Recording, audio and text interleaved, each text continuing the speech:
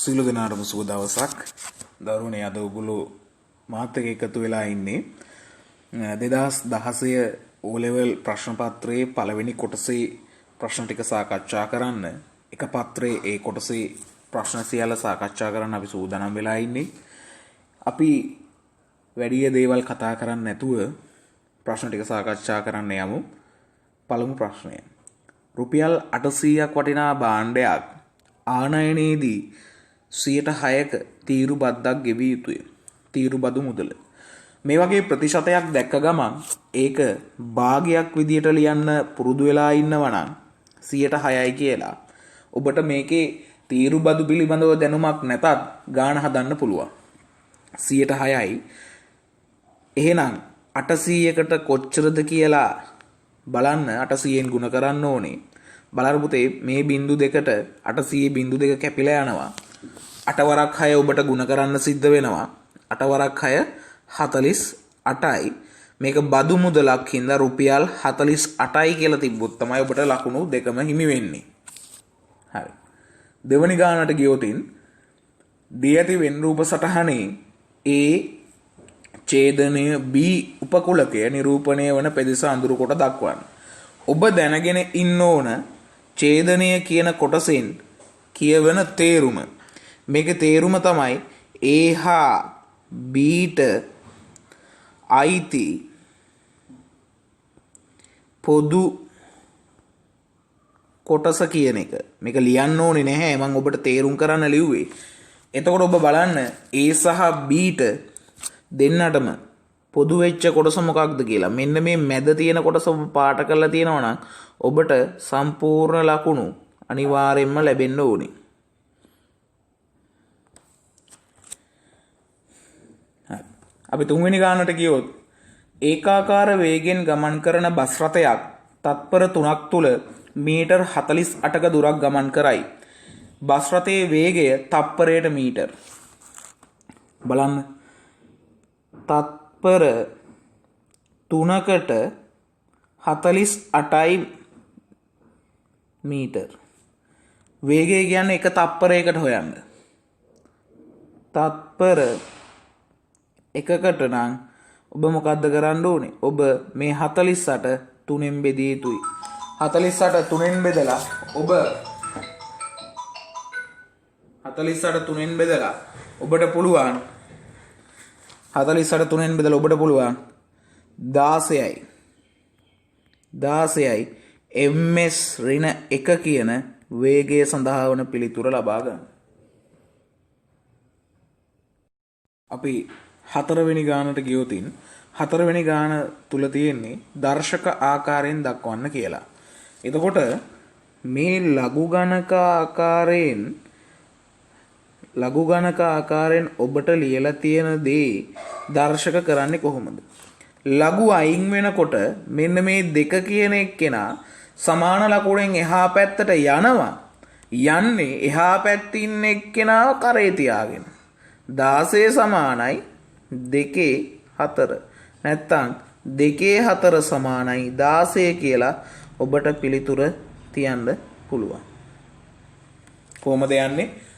ලඝු අයින් වෙනකොට ලඝුත් එක්ක ඉන්න පාදය සමාන ලකුණෙන් එහා පැත්තට ගමන් කරනවා. සමාන ලකුණේ එහා පැත්තේ ඉන්න එක්කෙනාව කරේ තියාගෙන. ඔච්චරයි. සරලව හිතන්න. මේකේ තියෙන්නේ වරහන් සුළු කරන්න. x ඍණ 1 x ඍණ 2 වරහන් සුළු කරන්න නෙමෙයි. වරහන් සුළු කරනවා නම් මේ විදියටයි තියෙන්න ඕනේ. හැබැයි සමානයි බිඳුවයි කියලා තිබ්බොත් දරුවනේ මේක විසඳන විදිය වෙනස්. එතකොට අපිට ගන්න සිද්ධ වෙනවා x ඍණ 1 සමානයි බිඳුව හෝ x ඍණ 2 සමානයි බිඳුව. ඒ කියන්නේ වෙන වෙනම අපි බිඳුවට සමාන කරා. ඍණ 1 එහා පැත්තට ගියාම ධන 1යි හෝ ඍණ 2 එහා පැත්තට ගියාම ධන 2යි. මෙන්න මේ අගයන් දෙක x වලට අරගෙන තියෙනවා නම් ඔබට නිවැරදි පිළිතුර සඳහා සියලුම ලකුණු හම්බ වෙනවා. 6 වෙනි ගානට ගියොත් 2x ධන 1 කුඩයි හෝ සමානයි 5 අසමානතාවය සපුරාලන ධන නිකිල සියල්ලම ලියා දක්වන්න. ධන නිකිල කියන එක අපි කතා කරමු. ඉස්සෙල්ලාම කරන්න ඕනේ හැබැයි අසමානතාවය පොඩ්ඩක් විසඳ ගන්න එක. සරල සමීකරණයක් හා සමානයි. ධන එක එහා පැත්තට ගෙනියන්න ඍණ 1යි. එතකොට අපිට එනවා 2x කුඩායි හෝ සමානයි 4යි. එතකොට x සමානයි 2 කුඩායි හෝ සමානයි 2යි. එතකොට x වලට ගන්න පුළුවන් ධන නිකිලමේ අගයන්. x කියන එක 2ට හෝ ඊට වඩා අඩුයි. හරිද? 2 1 කියන 1 සහ 2 කියන අගයන් විතරයි 1 සහ 2 කියන අගයන් විතරයි ඔබට ගන්න පුළුවන්. ඇයි ඒ? ධන නිකිල කියන්නේ මේ ටික විතරයි. නිකිල කියන්නේ ගණනය කරන සංඛ්‍යා. ඒකෙනුත් ධන අගයන් ටික විතරයි ඔබ ලියලා පෙන්නන්න ඕනේ. මේ සියල්ලම කරනවා නම් ඔබට හරියටම ලකුණු 2 හම්බ වෙනවා මේ ප්‍රශ්නය සඳහා. සුළු කරන්න කියලා තියෙන මේක VJ භාගයක්. බලන්න පුතේ VJ භාගයක් නෙමෙයි මොන භාගයක් වුණත් භාග එකතු කරන්න අඩු කරන්න නම් යට තියෙන පද සමාන වෙන්න ඕනේ. මෙතන x ඉන්නවා මෙතන x ඉන්නවා. හැබැයි මෙතන දෙකක් තිබ්බට මෙතන දෙකක් නැහැ. ඒ හින්දා මම කරන්නේ මෙන්න මෙතනට දෙකක් දාගන්නවා. ඒක බැලන්ස් වෙන්න උඩත් දෙකෙන් වැඩි කරන්න ඕන. එතකොට හරිද? යට හැදෙනවා 2x උඩ හැදෙනවා දෙවරක් එක 2යි ධන මෙයාගේ 2x තිබ්බා උඩ 1. එතකොට උඩ පදේ වෙනම සුළු කරගන්න පුළුවන් 2x 2යි 1යි 3යි. ඔබට නිවැරදි පිළිතුර විදියට 2යි x යට උඩ 3 කියන පිළිතුර ලැබෙන්න පුළුවන්. හරි. ඊළඟ ප්‍රශ්නයට ගියොතින් 8 xy සහ x වර්ග යන VJ ප්‍රකාශන දෙකෙහි කුඩාම පොදු ගුණාකාරය x වර්ගය කියන එක සහ xy කියන එක අපි මෙහෙම බෙදලා ගත්තොත් x ගෙන් බෙදනවා. එක x එකක් ඉතුරුයි y විතරක් ඉතුරුයි. මෙයාව නැවත වතාවක් x ගෙන් බෙදුවොත් 1 ඉතුරුයි. මෙතනින් ගන්න 1 ඉතුරුයි y ඉතුරුයි. ඊට පස්සේ මම y ගෙන් බෙදනවා 1 කොහොමත් ඉතුරුයි 1. එතකොට ඔය බෙදිච්ච මම මේ රවුම් කරන පද ටිකේ ගුණිතය තමයි ඔබට ලැබෙන්නේ කූපෝගු විදියට. කූපෝගු. එතකොට x පද දෙකයි කියන්නේ x ගේ වර්ගය සහ y කියන පදේ තමයි ඔබට ලැබෙන්න ඕනේ කූපෝගු විදියට. හරිද? කූපෝගු විදියට.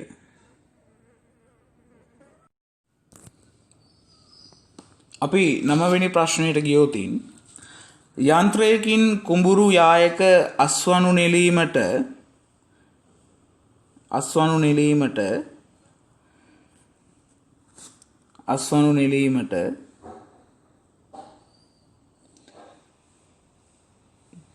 පැය 9ක් ගත වේ. එවැනි යන්ත්‍ර තුනකින් මෙම යාය අස්වනු නෙලීමට ගතවන පැය ගණන. මේක යන්ත්‍ර පැය ගණනක්. මොකක්ද? මේක යන්ත්‍ර පැය ගණනක්. හරිද? මේක යන්ත්‍ර පැය.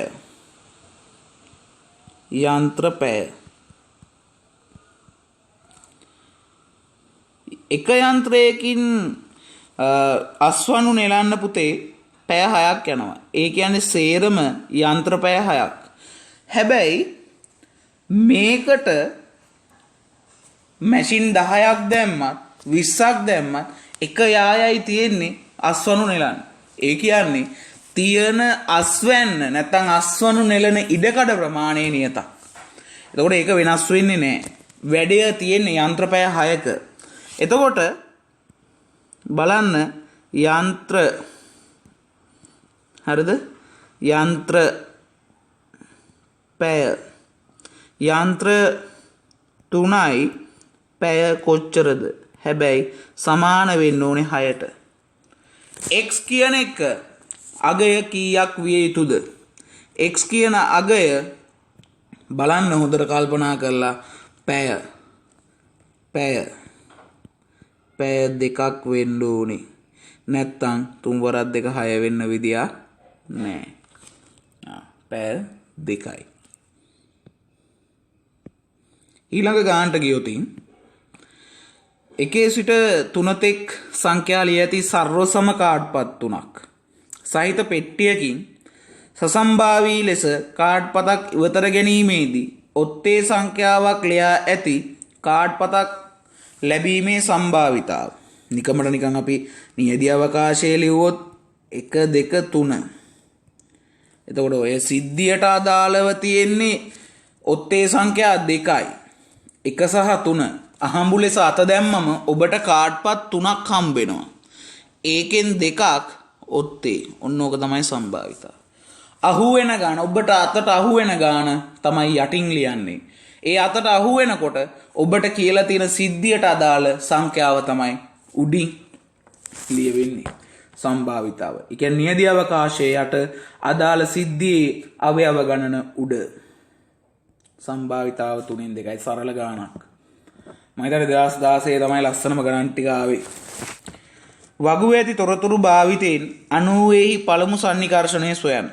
90. එතකොට දැන් දීලා තියෙනවා 90 කියන එක. දැන් මේ දීලා තියෙන අගයන් වලින් වඩාත්ම 90ට ආසන්න කවුද කියලා බලන්න. දැන් මෙයා නම් 86 ඉඳලා 90ට ගොඩාක් දුර යන්න ඕනි. 88ට 1 දශම ගාණක් තියෙනවා. 95ට පොඩ 9.5ට බලන්න 90 වෙන්න නම් එයාගේ වර්ගය ගත්තම 90.25යි. ඒ කියන්නේ මෙයාගේ මෙන්න මේ ටික අයින් කරලා දාගත්තොත් ඒ කියන්නේ 0.25ක් අයින් කරොත් ඔබට ටක් ගාලා 90 කරගන්න පුළුවන්. එහෙනම් 90ට ආසන්නම පළමු සන්නිකර්ෂණයේ තියෙන්නේ කීයද? 9.5දී. 9.5දී. රූපයේ දැක්වෙන ABC හා 12 වෙනි ප්‍රශ්නයට ආවොත් රූපයේ දැක්වෙන ABC හා PQR ත්‍රිකෝණ දෙක අංග සම වේ. අංග සමානයි කියලා තියෙනවා. දී ඇති තොරතුරු ඇසුරෙන් XY Z හි අගය සොයන්න. හරි. මං ඉස්සෙල්ලා X Y Z වල ලියාගෙන ඉන්නම්කෝ. ලේසිනේ එතකොට බලන්න පුතේ X කියන කෝණය ඉන්නේ මෙන්න මේ ඉරි කෑලි දෙකක් ගහලා තියෙන පාදයට ඉස්සරහා. එහෙනම් මෙයාගෙත් ඉරි කෑලි දෙකක් ඉස්සරහා ඉන්න කෝණය තමයි x කියලා කියන්නේ. ඒ කියන්නේ අංශක 61යි. අපි බලමු ඉතුරු y කෝණය. y කෝණය දිහා බැලුවම y කෝණයේ ඉන්නේ තනි ඉරක් ඉස්සරහා තියෙන එක්කිනාට මේ y කෝණයේ ඉන්නේ තනි ඉරක් ගහලා තියෙන පාදේ ඉස්සරහා. එහෙනම් ඉතුරු ත්‍රිකෝණයේ තනි ඉරක් ගහලා තියෙන මෙතන. එයා ඉස්සරහා ඉන්නේ y 60යි. z නම් ඉතින් නිකම්ම හොයාගන්න පුළුවන් නේද ඊට පස්සේ. z කියන්නේ ඉතුරු වෙලා තියෙන එක්කිනා. z කියන්නේ 50 z කියන්නේ 59යි අංශක. අංශක නැති වුණොත් ඔබට ලකුණු හිමිවන්නේ භාගෙට. ඒක මතක තියාගෙන වැඩ කරන්න. හරි. ඝන සිලින්ඩරයක 13 වෙනි ප්‍රශ්නය. ඝන සිලින්ඩරයක අරය 7 සෙන්ටිමීටර්ද උස 2 සෙන්ටිමීටර්ද වේ. ෆයි වල අගය 7/22 ගෙන එහි වක්‍ර පෘෂ්ඨයේ වර්ගඵලය සොයන්න. දීලා දෙන වක්‍ර පෘෂ්ඨයක වර්ගඵලය හොයන සූත්‍රය 2πrh. මේකට ආදේශ කරන්න තියෙන්නේ 2 7/22 අරය 7 උස 2. බාන පුතේ 7ට 7 කැපිලා ගියා. ඔබට සිද්ධ වෙනවා 2.22 2 ගුණ කරන්න. 2.22 2 44යි. මේ දෙන්න ගුණ කරාම 44යි. 44 ඒවා දෙකක් 88යි. 88යි වර්ග සෙන්ටිමීටර් කියලා ලියන්න වෙනවා. වර්ග සෙන්ටිමීටර්. නැත්තම් ඔබට ලකුණු හම්බ වෙන්නේ නැත. හම්බ වෙනවා භාගයට. භාගයට ගන්න ඕනේ නැහනේ. 14 වෙනි ප්‍රශ්නට යන්න. රූපයේ දී ඇති තොරතුරු ඇසුරින් x අගය සොයන්න. රූපයේ දී ඇති තොරතුරු ඇසුරින් x අගය සොයන්න. පුතේ වෘත්ත චතුරස්‍රයක් තියෙනවා. මේ බලන්න වෘත්ත චතුරස්‍රය. මේ තියෙන වෘත්ත චතුරස්‍රයක්. වෘත්ත චතුරස්‍රයක ලක්ෂණය මොකක්ද? සම්මුඛ කෝණ පරිපූර්ණකයි. ඒ වගේම තමයි වෘත්ත චතුරස්‍රයක අනිත් ප්‍රමේය මොකක්ද? පාදයක් දික් කිරීමෙන් සෑදෙන බාහිර කෝණය අභ්‍යන්තර ප්‍රතිවිරුද්ධ කෝණයට සමානයි. ඒ කියන්නේ මෙතන කෝණය 65යි. මොකද පාදයක් දික් කිරීමෙන් සෑදිලා තියෙන්නේ 65යි. මේකේ ඒ වගේම AC කියන පාදයේ සමානයි ABට. සමදීපාද ත්‍රිකෝණයක් තියෙනවා. සමදීපාද ත්‍රිකෝණයක් නම් x කොහොම හරි සමාන වෙනවා ටක් ගාලා කාටද? 65ටම. x කියන එක අංශක 65ටම සමානයි. වටයක් යන්න ඕනේ නැහැ. ජ්‍යාමිතීය ප්‍රමේයවල ටික හරියට දන්නවනම්. පාදයක් දික් කිරීමෙන් සෑදෙන බාහිර කෝණීය වෘත්ත චතුරස්‍රයක. ඒක මේ 65ට සමානයි. ඒ වගේම තමයි සමදීපාද මේ පාද දෙක සමාන නම් ඊට සම්මුඛ කෝණ සමානයි. හරි. අංශක 65 කියලා ටක් ගාලා ඔයාලට ලියා ගන්න පුළුවන්. හරි. බලන්න පුතේ 15 වෙනි ගාන. 15 වෙනි ගාන. cos x සමානයි දශමාට ලෙස දී ඇති විට රූපයේ දැක්වෙන තොරතුරු ඇසුරින් PQ හි අගය PQ හි දිග සොයන්න. හරි. මේ තියෙන පයිතගරස් ත්‍රිකෝණයක්. ඒ කියන්නේ ඍජු කෝණී ත්‍රිකෝණයක්. මේ ඍජු කෝණී ත්‍රිකෝණේ අපි x කියන කෝණය මේ තියෙන්නේ. එයාට ඉස්සරහින් ඉන්නේ සම්මුඛය. 90ත් එක්ක ඉන්නේ බද්ධය. 90ට ඉස්සරහින් ඉන්නේ කර්ණය. ඔබට හොයන්න කියන්නේ සම්මුඛය. ඔබට හොයන්න කියන්නේ සම්මුඛය. ඔබට දීලා තියෙන කර්ණය. එතකොට සම්මුඛයයි කර්ණයයි අතර සම්බන්ධය සක. සම්මුඛයයි කර්ණයයි අතර සම්බන්ධය අපි ගන්නේ සක කියලා. සක නම් ත්‍රිකෝණමිතිකානුපාතය. හරිද? ත්‍රිකෝණමිතික සක නෙමෙයි අපිට RQ නෙමෙයි අපිට කියලා තියෙන්නේ PQ. PQ. ඒ කියන්නේ බද්ධය හොයන්න කියලා. මොකක්ද? බද්ධය හොයන්න. බද්ධයයි කර්ණයයි අතර. බද්ධයයි කර්ණයයි අතර සම්බන්ධය. cos බක බද්ධ පාදයේ බෙදීම කර්ණය. හරිද? cos x සමානයි බක. cos x වල අගය දීලා තියෙනවා 0.8යි කියලා. cos x වල අගය දීලා තියෙනවා 0.8යි කියලා. බද්ධ පාදයේ දිග අපි හොයන්න ඕන. ඒක PQ. කර්ණය බලන්න. බද්ධ පාදයේ PQ. කර්ණය කීයද? කර්ණය 3යි. ඔබට සිද්ධ වෙනවා මේ ආව ගුණ කරගන්න. 0.8 3ෙන් ගුණ කරන්න තියෙන්නේ. 0.8 3ෙන් ගුණ කරාම ඔබට ලැබෙනවා පුතේ PQ කියන එක. එතකොට PQ සමානයි කීයද? 0.2 සෙන්ටිමීටර්. සෙන්ටිමීටර් නැතුණොත් ලකුණු භාගයට හම්බෙන්නේ. බක හොඳට ප්‍රශ්න කියවන්න. PQ මම දැක්කෙත් ඉස්සලා RQ වගේ. PQ දිග කියන්නේ බද්ධ පාදය. ඔබට දීලා තියෙන කර්ණය බද්ධ පාදයයි කර්ණය අතර සම්බන්ධය cos θ වලින් එන්නේ. cos කෝණයකින් එන්නේ. cos කෝණයගේ අපිට 0.8යි කියලා දීලා තියෙනවා. ගානට ලියාගෙන 3න් වැඩි කරලා උත්තරේ ගන්න තියෙන්නේ. පිළිතුරට ඒකක තියන්න බලාගෙන වැඩ කරන්න. හරි අපි ඉස්සරහට යමු. 16 වෙනි ගාන. රූපයේ දැක්වෙන සරල රේඛාවේ සමීකරණය y සමානයි mx ධන c ආකාරයෙන් ප්‍රකාශ කළ විට mට සහ cට සඳහා ලැබෙන අගයන් ලියා දක්වන්න. ඔබට m කියන අගය හොයාගන්න ටිකක් වෙලා ගියත් c කියන අගය නිතරම දැක්ක ගමන් කියන්න පුළුවන්. c කියන්නේ අන්තක්ඛණ්ඩය. අන්තක්ඛණ්ඩය කියලා කියන්නේ පුතේ මේ y අක්ෂයේ ඡේදනය කරන තැන. y අක්ෂයේ ඡේදනය වෙන්නේ අංක 1ේදී. කියන්නේ y අක්ෂයේ ධන 1ේදී කැපෙනවා නම් c සමානයි ධන 1යි. m කියන එක හොයන්න ඔබට යම් කිසි මතකයක් තිබිය යුතුයි. අනුක්‍රමණය කියන එක එන්නේ y කණ්ඩාංක වෙනස බෙදීම x කණ්ඩාංක වෙනස කියන එකේ. අපි y අගයන් මේ බලන්න අපිට පුළුවන් මෙන්න මෙතනින්ම ගන්න. ගත්තට පස්සේ මෙන්න මේ පළවෙනි රතුතිතේදී y ගේ අගය 2යි. දෙවනි රතුතිතේදී y ගේ අගය 1යි. පළවෙනි රතුතිතේදී x ගේ අගය 3යි. දෙවනි රතුතිතේදී x ගේ අගය 0යි.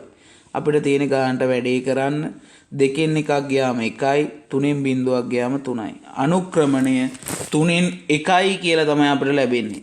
m 3න් 1යි. මතක තියාගන්න ඕන එක තමයි මේ තියෙන්නේ.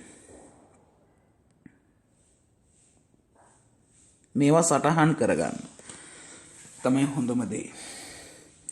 17 වෙනි ප්‍රශ්නයට යන්න. වගුවක් දීලා තියෙනවා. මේක මේ ප්‍රසිද්ධයි දැන් හරියට.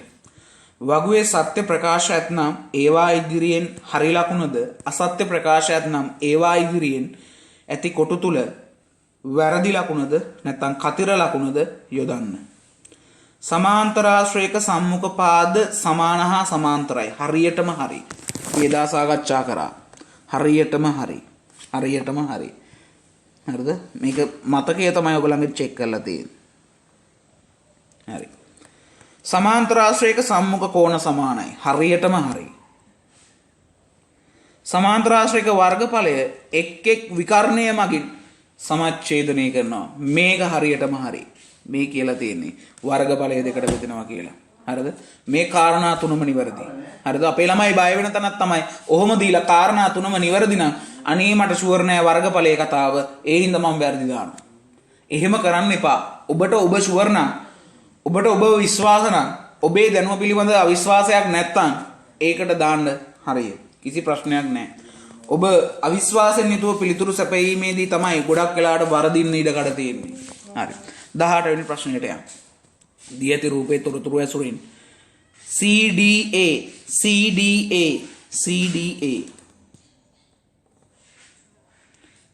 මේ තියෙන්නේ CDA මෙයා වෘත්ත චතුරස්‍රයක්. හේතුව මේ වෘත්තය මත මෙයාගේ ශීර්ෂ හතරම තියෙනවා.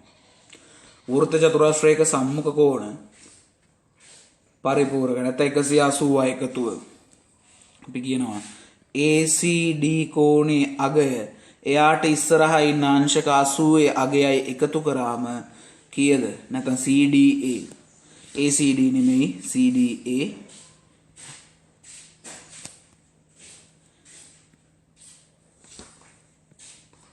හරිද? බලන්න CDA අගයයි අංශක 80යි කියන එක එකතු කරාම සම්මුඛ කෝණ හින්දා එයා 180ට සමාන විය යුතුයි. 80ක් එහා පැත්තට ගියාම 180න් අඩු වෙනවා. CDA සමානයි 180න් 80ක් අඩු කරන්න දරුවනේ. එතකොට ඔබට ලැබෙනවා CI කියලා. අංශක තිබිය යුතුයි පිළිතුරේ. සරල ගානක්. රූපේ දැක්වෙන 19 වෙනි ගාන. රූපේ දැක්වෙන O කේන්ද්‍රය වන වෘත්තයේ අරය 10යි. කියන වෘත්තයේ අරය 10යි කියලා දෙනවා. වෘත්තයේ අරය 10යි. හරිද? මෙතන ලැබෙන්නේ ඍජුකෝණී ත්‍රිකෝණයක්. හේතුව වෘත්තයක ජ්‍යාය සහ එයාගේ මධ්‍ය ලක්ෂය ආකරන රේඛාව මධ්‍ය ලක්ෂය සහ කේන්ද්‍රය ආකරන රේඛාව මොකේට ලම්බකයිද? දෙන්න එකිනෙක ලම්බකයි. ඒ කියන්නේ AB කියන එක්කෙනා ලම්බකයි OC කියලා ගත්තොත් OCට. ඒ වගේම තමයි මෙයාගේ විලෝමයෙන් කියනවා මෙහෙම ලම්බක වෙනවනම් AB කියන එක්කෙනාව ABව දෙකට බෙදෙනවලු හරියට AC සහ CB කියලා.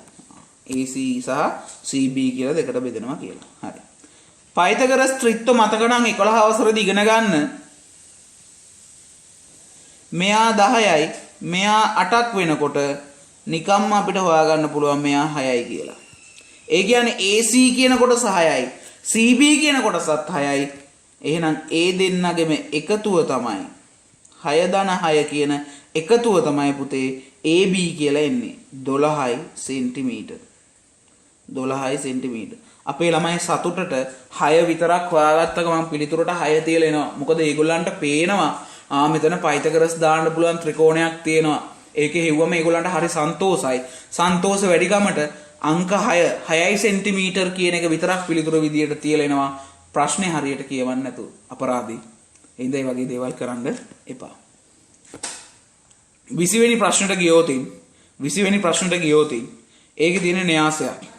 මේකේ කියනවා AB න්‍යාසය සොයන්න කියලා. ඒ කියන්නේ AB න්‍යාසය කියන්නේ ගුණිතයක් මෙතන. ඒ න්‍යාසය ඉස්සෙල්ලා ලිව්වා.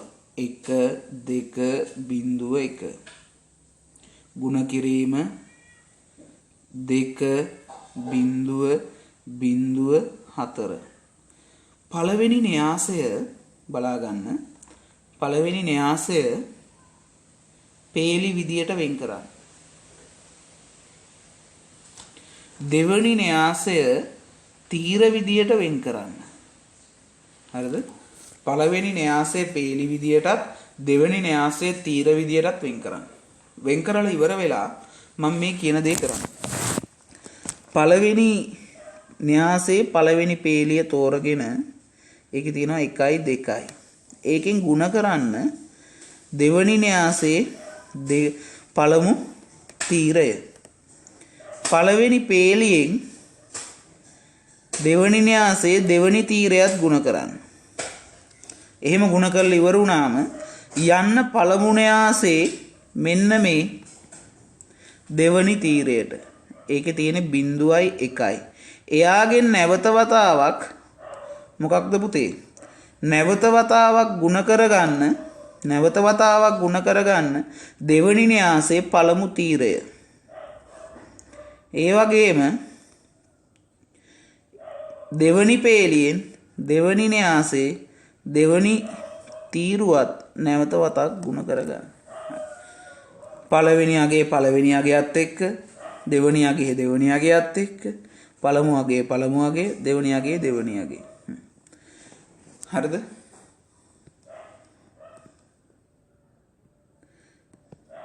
එක්වරක් 2යි දෙවරක් 0.0යි. ලැබෙන පිළිතුර එකතු කර ගන්න ඕනේ.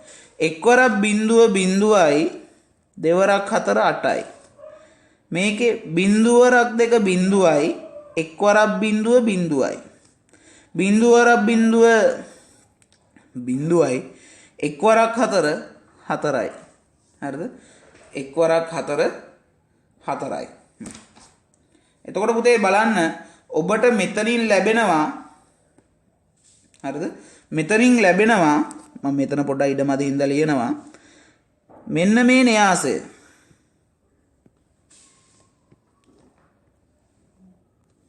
හරිද? මෙන්න මේ න්‍යාසය පළවෙනි තැනින් 2 දෙවෙනි තැනින් 8 තුන්වෙනි තැනින් 0 හතරවෙනි තැනින් 4. ඔබට පුළුවන් නම් මේකේ න්‍යාසයේ ගණයක් දාන්න 2.2 න්‍යාසයක් කියලා. එතකොට කාටවත් වැරද්දක් මුකුත් කියන්න බෑ. ඔබ ගණය පවා දාලා එතකොට ඔබට සියලුම ලකුණු සංඛ්‍යා ටික ලැබෙන්න ඕනේ. න්‍යාස හරි ලේසි. හරි.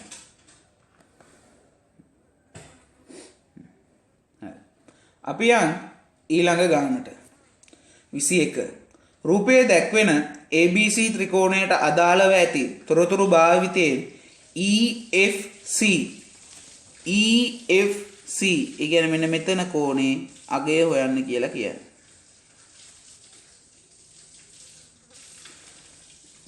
හොඳට දීලා තියෙන දත්ත බලන්න. මේකේ තියෙනවා මෙයාට මෙයා සමානයි. මෙයාට මෙයා සමානයි. මෙයාට මෙයා සමානයි. ඒ කියන්නේ පාද දෙකක් මධ්‍ය ලක්ෂ්‍ය ආකරන රේඛාව මතක නම් මධ්‍ය ලක්ෂ්‍ය ප්‍රමේය අපි දන්නවා. මෙයා මොකද? සමාන්තරයි කියලා. මෙයා සමාන්තරයි. සමාන්තර නම් අපිට ටක් ගාලා හොයාගන්න පුළුවන්. හරිද? අපි කොහොමද කරන්නේ? මෙතන 30යි ලොකු ත්‍රිකෝණය සලකන්න. ලොකු ත්‍රිකෝණය. ඒ ලොකු ත්‍රිකෝණේ එක තැනක අංශක 70 තියෙනවා, අනිත් තැන තියෙනවා කීයයි කියලාද? අනිත් තැන තියෙනවා පුතේ 30යි කියලා. මෙන්න මේ x අකුර යොදන කෝණය ඉස්සෙල්ලා හොයන්න. x ධන 30 ධන 70 සමානයි 180යි. මෙතන 100යි සමානයි 180යි. x එක පස්සක තනි වුණාම ගානට එනවා 80යි කියලා. හැබැයි x නෙමෙයි අහන්නේ. අපෙන් අහන්නේ CEF. දැන් මේ කෝණ දෙක සැලකුවම සමාන්තර රේඛා ආශ්‍රිත කෝණයක්. මොනවද? සමාන්තර රේඛා ආශ්‍රිත කෝණ වර්ග 3යි තියෙන්නේ. ඒකාන්තර කෝණ, අනුරූප කෝණ සහ මිත්‍ර කෝණ. ඒකාන්තර, අනුරූප, මිත්‍ර. C අකුරේ හැඩයට තියෙන්නේ බලන්න C අකුරේ හැඩයට තියෙන්නේ C අකුර කියන්නේ මිත්‍ර කෝණයි. මිත්‍ර කෝණ. එහෙනම් x සහ x කෝණයයි x කෝණයයි EFC කෝණයයි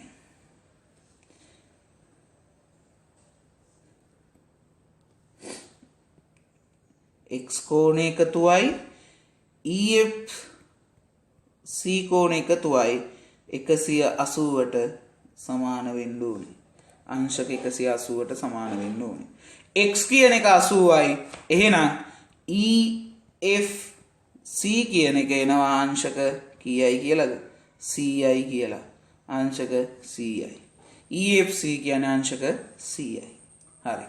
අපි යන් අවසාන ගණන් හතරත් ඔබට නිවැරදිව හදා ගන්න ආකාරය කියලා දෙන්න.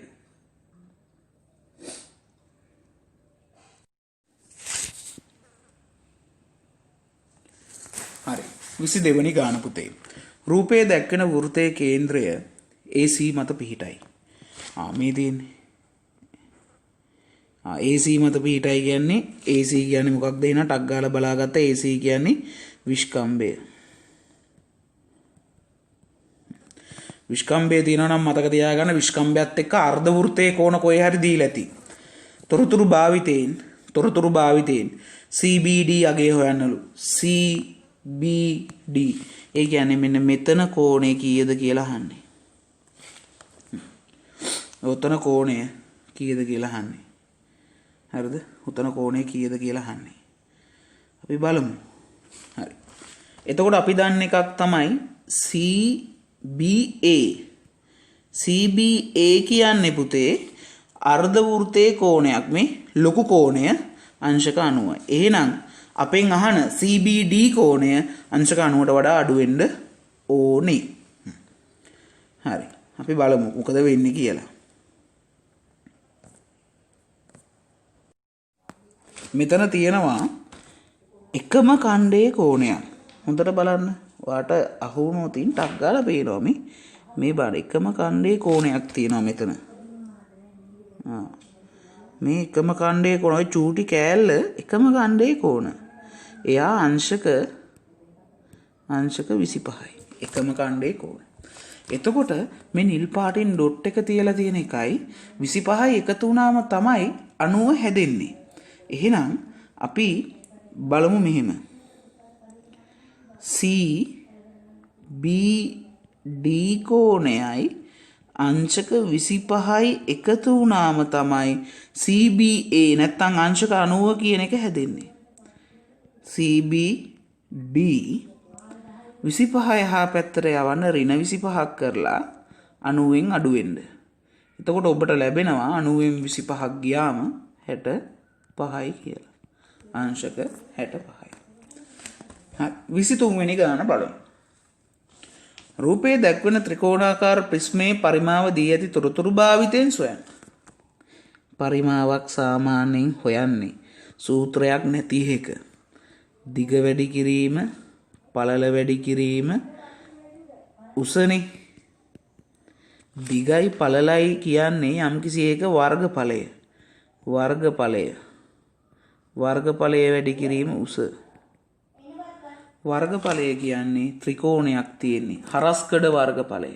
හරස්කඩ වර්ගඵලය භාගයයි ආධාරක පාදය 5යි ලම්බක උස 6යි මෙයාගේ දිග පළල උසේදී මෙතන තියෙන්නේ 7 මේ ටික ගුණ කරන්න තියෙන්නේ හරිද වර්ගඵලය හරස්කඩ වර්ගඵලය වැඩි කිරීම දිග නැත්නම් උස බලන්න පුතේ මෙතන කැපෙනවා 3යි ඊට පස්සේ තියෙන්නේ ඔයාලට වැඩි කරන්න 5 3 7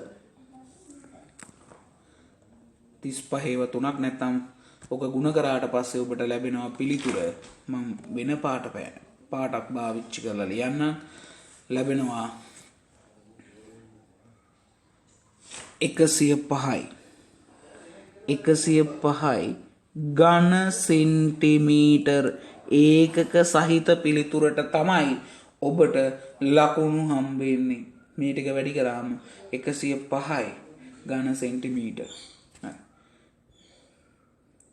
ආරෝහණ පිළිවෙලට ලියා ඇති 24 වෙනි ප්‍රශ්නය ආරෝහණ පිළිවෙලට ලියා ඇති දත්ත 23ක මුල් දත්ත 12 පහත දැක්වේ හරිද එම දත්ත 23හි මධ්‍යස්ථය සහ පළමු චතුර්ථකය සොයන්න හරි ඉස්සෙල්ලම මධ්‍යස්ථය කියන්නේ